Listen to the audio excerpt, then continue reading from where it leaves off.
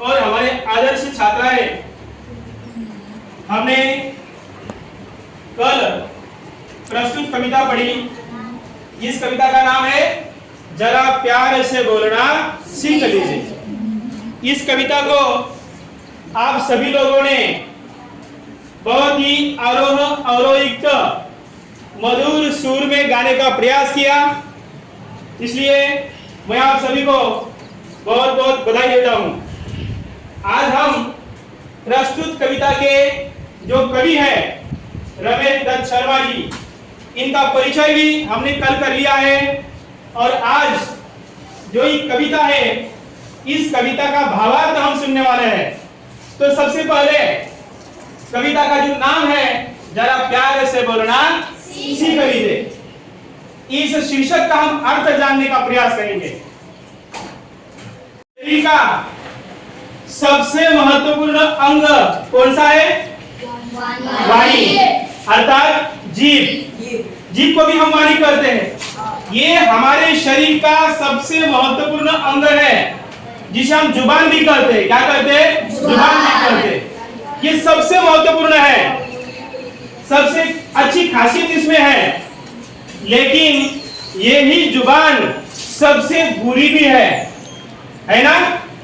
क्योंकि वाणी से हम मधुरता से किसी से बात करें तो हम दोस्तों को जोड़ने का काम करते हैं, और इसी वाणी से कटु एवं कड़वे शब्दों की बौछार मुंह से निकालेंगे तो हम जुड़े हुए दोस्तों को भी तोड़ने का काम कर देते हैं। तो हमारे शरीर का महत्वपूर्ण अंग जो जुबान है वह अच्छा भी है और बुरा भी है, लेकिन इस महत्वपूर्ण अंग से इस जुबान का फायदा हमें किस प्रकार लेना चाहिए ये हम तय करने वाले हैं। क्योंकि जुबान को कंट्रोल करने के लिए हमारे पास रिमोट है। क्या है? रिमोट है। आप इससे क्या बोलने वाले हो, आप दोस्ती कैसे निभाने वाले हो, ये हमारी जीवा तय कर सकती है। क्योंकि जीवा के जरिए, जुबान के जरिए मधुर शब्द बाहर निकालना है या कड़वे शब्द बाहर निकालना है, इसका रिमोट किसके पास है? हमारे पास है। तो आइए, आज तक गलती से कुछ गलत शब्द हमारे मुंह में से निकल गए होंगे, तो उन पुरानी बातों को भुलाकर हम आज से संकल्प करेंगे। वो संकल्प ऐसा करेंगे कि हमारी वाणी में केवल मधुरता आएगी। क्योंकि अपनी वाणी को बिना बनाकर रखो, बाण बनाकर नहीं। अपनी वाणी को बिना बनाकर रखो, बाण बनाकर नहीं। क्योंकि बिना से मधुर संगीत निकलता है। क्या निकलता है? बिना के जरिए मधुर संगीत निकलता है, और बाण के जरिए क्या निकलता है? बाण के जरिए दुश्मनी पैदा होती है। क्योंकि महाभारत में बाण उठा लिया था किन्होंने? 5 पांडवों ने, है ना? तो दुश्मनी थी। इसलिए वाणी से क्या निर्माण करना है? वाणी को बिना बनाकर रखना है, हमें बाण बनाना नहीं है। तो आइए इस प्रस्तुत पंक्तियों का हम भावार्थ समझ लेंगे। सबसे पहले दो प्रस्तुत पंक्तियां, ये प्रस्तुत कविता है क्या? नहीं, ये गजल है। और गजल क्या होती है मैंने आपको कल अच्छी तरह से समझाया है। तो गजलों की पहली 2 पंक्तियां है, मैं पढ़ूंगा। वाणी में शहद घोलना सीख लीजिए, जरा प्यार से बोलना सीख लीजिए। वाणी में शहद घोलना सीख लीजिए, जरा प्यार से बोलना सीख लीजिए। तो इन 2 पंक्तियों में कवि रमेश दत्त शर्मा जी क्या बता रहे हैं कि हमारी वाणी जो है, इस वाणी में मिठास होनी चाहिए। क्या होनी चाहिए? वाणी में मिठास होनी चाहिए। कैसी मिठास? जैसे कि एक माँ अपने छोटे से बच्चों के साथ कितने प्यार से और लाड से वह वार्तालाप करती है। क्योंकि वाणी के जरिए पराये भी अपने हो जाते हैं, होते हैं। मीठास है, तो मीठास वाणी के जरिए पराये भी अपने हो जाते हैं, और वाणी में यदि कड़वाहट है तो अपने भी पराये हो जाते हैं। इसलिए कवि ने क्या खूब कहा है, क्या कहा है कि वाणी में शब्द बोलना सीख लीजिए, जरा प्यार से बोलना सीख लीजिए। वाणी शरीर का महत्वपूर्ण हिस्सा है, और इस हिस्से में हमें शहद बोलना है। शहद मतलब क्या? वो मधुमक्खी का छत्ता होता है।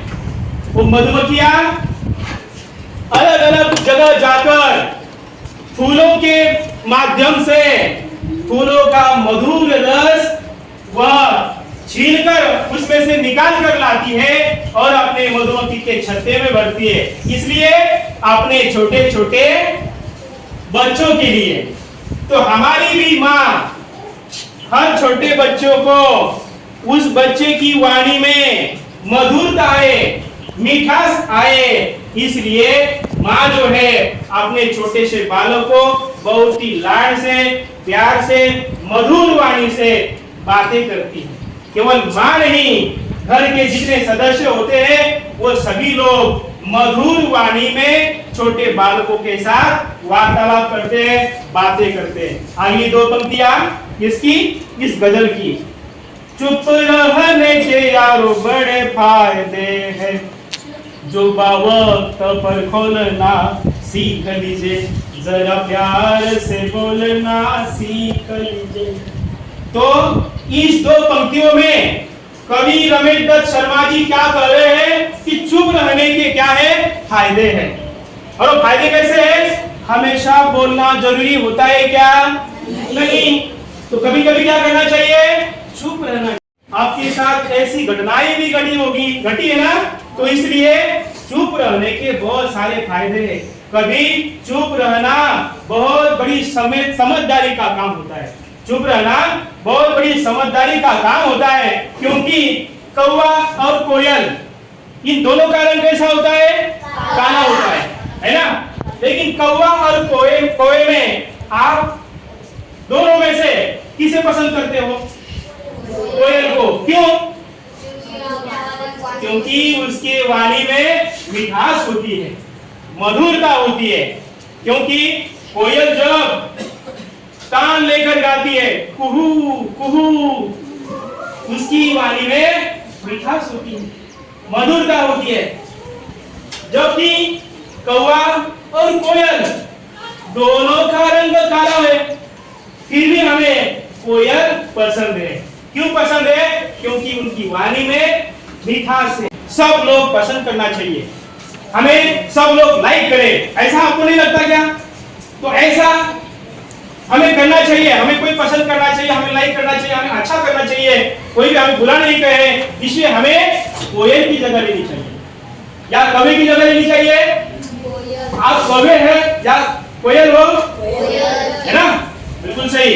तो इसलिए मधुर वाणी में हमें वार्तालाप करना चाहिए। चुप रहने के बहुत सारे फायदे हैं।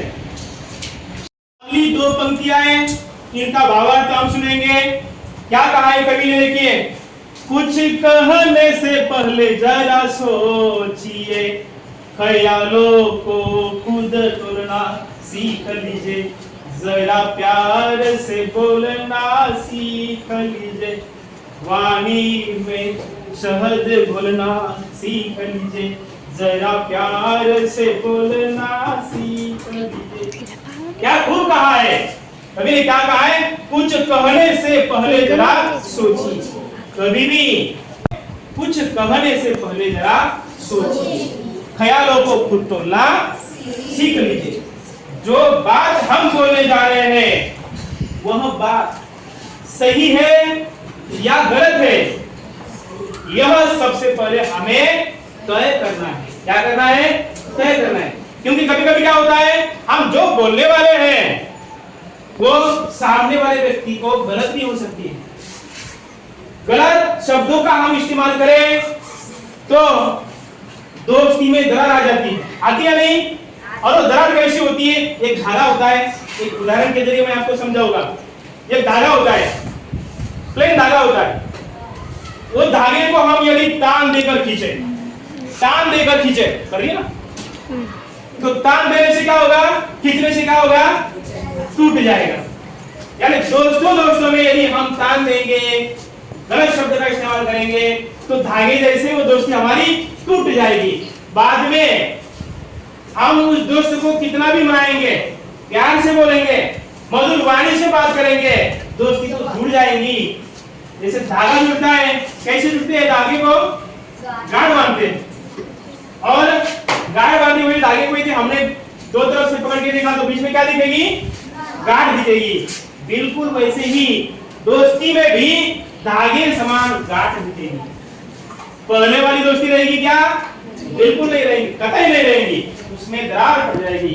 इस प्रकार धागे के अंदर गांठ हो गई, उसी प्रकार दोस्ती के मन में भी गांठ हो जाती है। इसलिए बोलने से पहले हमें सोचना चाहिए, समझना चाहिए, क्योंकि समझने वाले जो है हर एक शब्द को सही तरीके से, इसलिए वाणी में मधुरता होनी चाहिए, मिठास होनी चाहिए। आपने रामायण देखा है, रामायण में रावण को भी देखा है। रावण की वाणी कैसी थी, कटु थी, कैसी थी, कटु थी। और इसी कटु वाणी के कारण रावण का जो एक भाई था, जिसका नाम था विभीषण, बिल्कुल सही फरमाया, और वो विभीषण जो है वह खुद के भाई का दुश्मन बन गया था। और जबकि प्रभु श्री राम के पास मधुर एवं मीठी वाणी थी, इसलिए दुश्मन का भाई भी अपना चाहता बन गया। तो कितने मुकरे, 10 मुकरे थे। एक मुकरे को मार दिया जाए तो दूसरा मुकरा तैयार हो जाता था, दूसरे को मार दिया जाए तीसरा तैयार हो जाता था। और इसीलिए तो रावण इतना चतुर था, इतना शक्तिशाली था, वो चाहता तो राम को भी पराजित कर सकता था, सीता को अपनी घरवाली रखवाली बना सकता था, लेकिन उसके पास केवल वाणी दूषित थी, और उसी दूषित वाणी का गलत इस्तेमाल करते हुए वो सोने की लंका को जलाकर भस्म कर दिया। इसलिए आप सोचो, आपको खुद जलना है या दूसरों को जलाना है, क्योंकि क्रोध में आई हुई व्यक्ति